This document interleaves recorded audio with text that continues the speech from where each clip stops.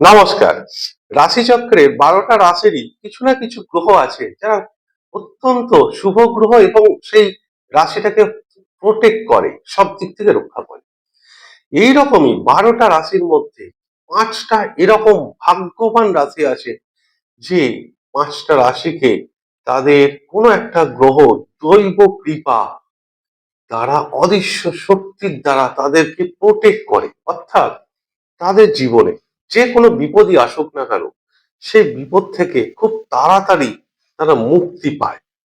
অর্থাৎ দেখুন, তাদের যদি কোনো রকম বড় টাকার সমস্যা আসে এই ৫টা রাশির মধ্যে, তো সেই অর্থের সমস্যা, শারীরিক কোনো বড় সমস্যা, কেরিয়ারের বড় সমস্যা বা হেলথের বা বিজনেসের যদি বড় কোনো সমস্যা তাদের জীবনে আসে, সেই সমস্যাটা বেশি দিন থাকে না। কোনো দৈব কৃপার দ্বারা অদৃশ্য শক্তি তাদের পিছনে ব্যাকআপ করে, তাদেরকে পুশ করে সেই প্রবলেমটাকে সলভ করার চেষ্টা করে। এরকম ৫টা রাশি আছে। বাকি যে ৭টা রাশি, তাদেরও কোনো না কোনো গ্রহ সাপোর্ট করে, কিন্তু ভিডিওতে আমি শুধুমাত্র সেই ৫টা রাশির কথা আলোচনা করব।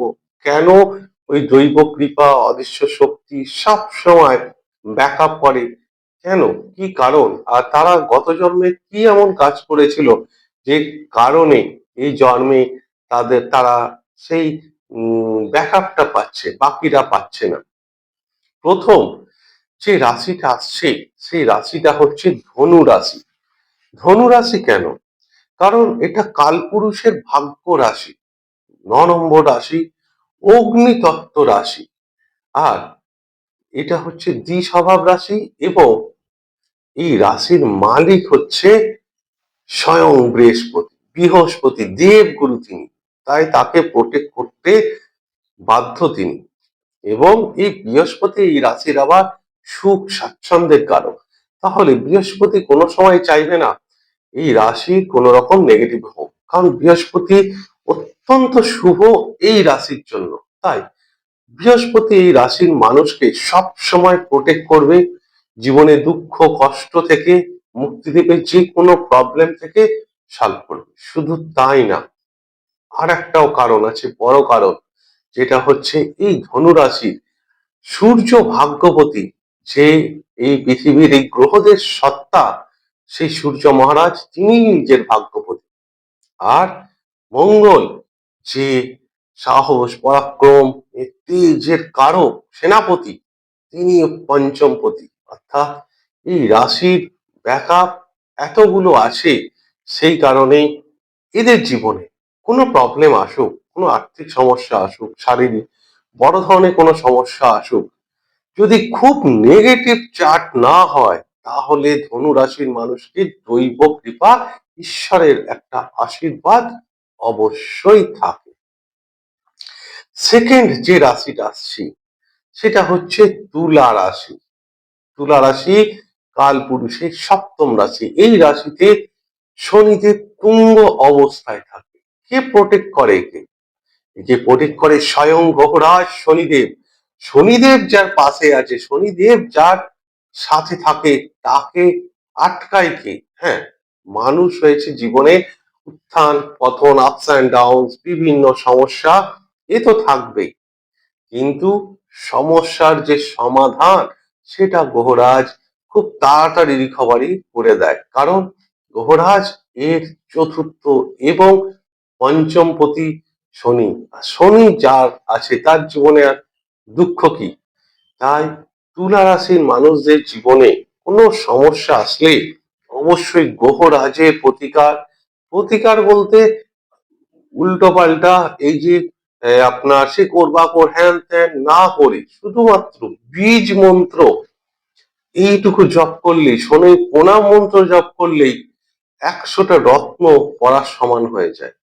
মন্ত্র এত স্ট্রং, বিলিফ সিস্টেম যদি আপনার সঠিক থাকে, তাহলে আপনি গ্রহরাজের উপায় করলে সেখান থেকে তাড়াতাড়ি বেরিয়ে আসতে পারবেন। স্বয়ং গ্রহরাজ আপনাকে সাপোর্ট করলে, কারোর সাপোর্ট করার দরকার নেই। অত্যন্ত যোগকারক গ্রহ হচ্ছে এই গ্রহরাজ।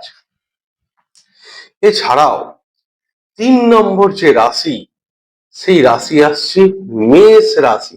কেন মেষ রাশি? মঙ্গলের রাশি।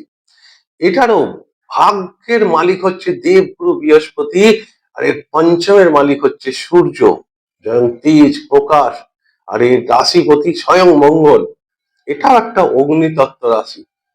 হ্যাঁ, তো এই রাশির জীবনেও যদি কোনো রকম সমস্যা আসে, সূর্য এবং বৃহস্পতি দেবগুরু অবশ্যই এদেরকে খুব তাড়াতাড়ি রিকভারি করতে সাহায্য করে। জীবনে বড় ধরনের আর্থিক সমস্যা, চাকরি, ব্যবসা, কেরিয়ারের সমস্যা, বিবাহিত জীবনের সমস্যা যদি মেষ রাশির জীবনে আসে, অবশ্যই দেবগুরুর বৃহস্পতির বীজ মন্ত্র জপ করলে, সূর্যের প্রণাম মন্ত্র জপ করলে এরা খুব তাড়াতাড়ি সেই বিপদ থেকে মুক্তি পেতে পারে, উত্থান তাড়াতাড়ি হতে পারে। কারণ এরা গত জন্মে এমন কিছু ভালো কাজ করেছে যে কারণে এটা তাদের জন্ম হয়েছে মেষ রাশি। 4 নম্বর রাশি, 4 নম্বর রাশি হচ্ছে বৃষ রাশি। কেন বৃষ রাশি? বৃষ রাশির সিম্বলটা দেখেছেন তো? ষাঁড়। এটা অর্থাৎ অত্যন্ত পবিত্র রাশি এটা। এই রাশির মালিক শুক্র। শুধু তাই না, এটা চন্দ্র এই রাশিতে উচ্চ অবস্থায় থাকে এবং চন্দ্রের মূল ত্রিকোণ রাশি এটা। এই বৃষ রাশির একমাত্র প্রোটেক্টর হচ্ছে গ্রহরাজ শনিদেব, তুলা রাশির মতো অ্যাজ ইট ইজ। কিন্তু তুলা রাশির শনিদেব চতুর্থ পঞ্চমপতি, এই বৃষ রাশির শনিদেব হচ্ছে নবম দশমপতি। ভাগ্য এবং কর্ম দুটো এত ভালো গ্রহ। স্বয়ং গ্রহরাজ এই রাশির একক উন্নতি কারক গ্রহ। গ্রহরাজ কোনো সময় চাইবে না বৃষ রাশির মানুষের জীবনে নেগেটিভ কিছু আসুক। গ্রহরাজের দশা আসুক, গ্রহরাজের অন্তর্দশা আসুক, তার কি সাড়ে সাথে আসুক, ঢাইয়া আসুক, যা কিছু আসুক, গ্রহরাজ চাইবে না বৃষ রাশির মানুষের জীবনে কষ্ট আসুক। কারণ তিনি যোগ কারক গ্রহ। যখন কোনো যোগ কারক গ্রহ দশা আসে, সেই গ্রহটা সবসময় চায় সেই রাশির মানুষের ভালো হোক, সে ভালো ফল দিতে বাধ্য। কিন্তু হ্যাঁ, একটা কথা এখানে বোঝার ব্যাপার আছে। এখন দেখুন, গ্রহরাজ নিজেই যদি, তার কাছে যদি নিজে কিছু না থাকে, নিজেই যদি নিঃস্ব হয়ে যায়, নিজে যদি দুর্বল হয়, পাপপীড়িত হয়, তাহলে কোথা থেকে দেবে?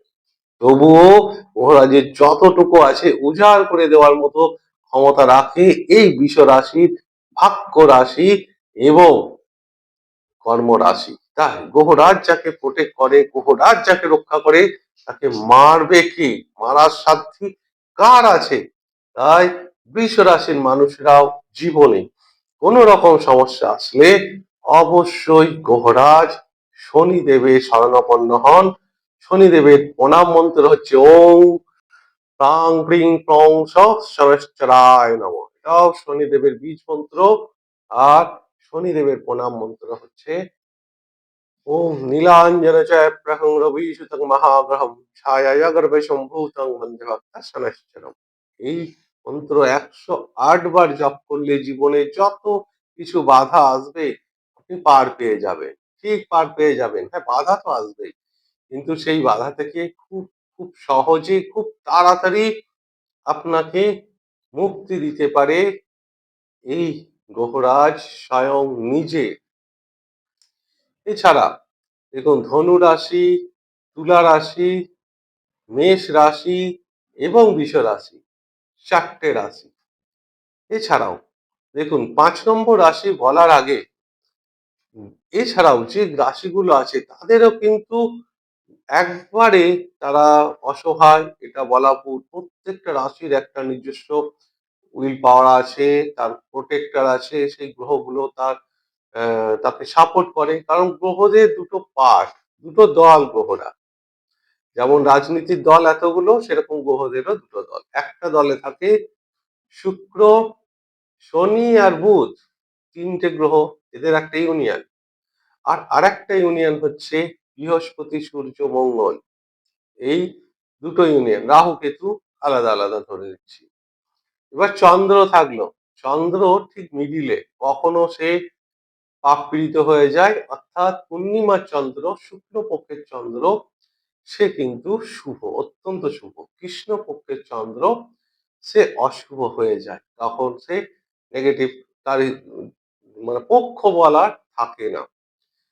যাই হোক, এবার শুক্লপক্ষ মানেই হচ্ছে আপনার পূর্ণিমার পরের দিন থেকেই আপনার অমাবস্যার পরের দিন থেকে শুক্লপক্ষ শুরু হয়ে যায়, কিন্তু তখন তার বল থাকে না। এই জন্য আপনার ষষ্ঠীর পর সপ্তমী থেকে ধরতে হয়, সপ্তমী থেকে সপ্তমী। যাই হোক, শেষ যে রাশি আসছি, যে রাশিকে প্রোটেক্ট করে স্বয়ং গ্রহরাজ শনিদেব, সেটা হচ্ছে গ্রহরাজ শনিদেবের স্বয়ং যেটা নিজস্ব রাশি, সেটা হচ্ছে কুম্ভ রাশি। কুম্ভ রাশি শনির মূল ত্রিকোণ রাশি, এবং গ্রহরাজ শনি এর প্রবল যোগকারক গ্রহ। এদের জীবনে যে অর্থের যে কারক, সেই অর্থের দুটো অর্থ একসঙ্গে অ্যাবজর্ব করে, মানে সেই অর্থের দায়িত্বটা যে নিয়ে নিচ্ছে, যে গ্রহটা, সেটা স্বয়ং বৃহস্পতি নিয়ে নিচ্ছে। আর এই রাশির ঠিক সপ্তমে সূর্য রাশি। তাই এই সূর্য রাশি, যেহেতু সূর্য প্রোটেক্ট করে, আর্থিক দিক থেকে বৃহস্পতি মারাত্মকভাবে এই রাশিকে প্রোটেক্ট করে।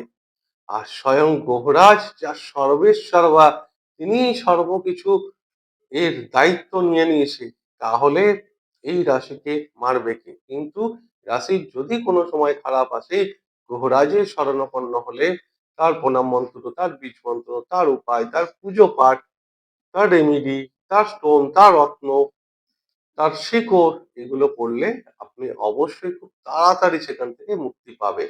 এবার যে দেখুন, আরো যে বাকি রাশিগুলো আছে, যেমন ধরুন মিথুন রাশি, সে গ্রহরাজ শনিদেব ভাগ্যপতি, কিন্তু হলেও কি সে তিনি অষ্টমপতি।